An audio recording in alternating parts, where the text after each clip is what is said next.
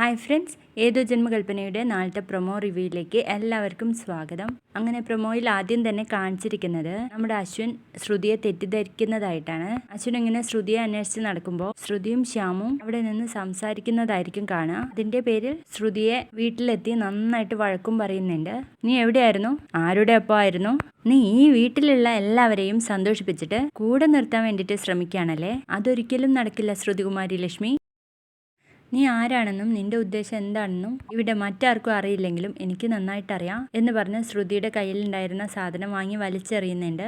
തുടർന്ന് നമ്മുടെ അഞ്ജലിയോട് അശ്വിനൊരു മരുന്ന് വാങ്ങിയിട്ട് നോക്കുന്നുണ്ട്. ഇതേതാ ഈ മെഡിസിൻ എന്ന് ചോദിക്കുമ്പോൾ, കുഞ്ഞാ അത് പിന്നെ ഞാൻ പറയാൻ വിട്ടുപോയതാ, ചേച്ചി എന്താന്ന് വെച്ചാൽ പറ ചേച്ചി എന്ന് പറയുന്നുണ്ട്. ശ്യാം ഒരിക്കൽ അശ്വിൻ്റെ റൂമിൽ തപ്പുമ്പോൾ അശ്വിൻ്റെ കയ്യിൽ നിന്ന് അറിയാതെ ഊരി വീണ ഒരു ചരടും കൊണ്ട് വരുന്നുണ്ട് രാമേട്ടൻ. എന്നിട്ട് അഞ്ജലിയോട് പറയുന്നുണ്ട്, ഇതേതാ ഈ ചരട്? അശ്വിൻ സാറ് ചരട് കെട്ടാറില്ലല്ലോ, പിന്നെ ഇപ്പൊ ഇത് ഏത് ചരട് എന്ന് ചോദിക്കുമ്പോൾ അഞ്ജലി പറയുന്നുണ്ട്, ഇത് ശ്യാമേട്ടൻ്റെ ചരടാണ്, ഇതെങ്ങനെ കുഞ്ഞൻ്റെ റൂമിൽ വന്നു എന്ന് ചോദിച്ചിട്ട് വാങ്ങി വെക്കുന്നുണ്ട്.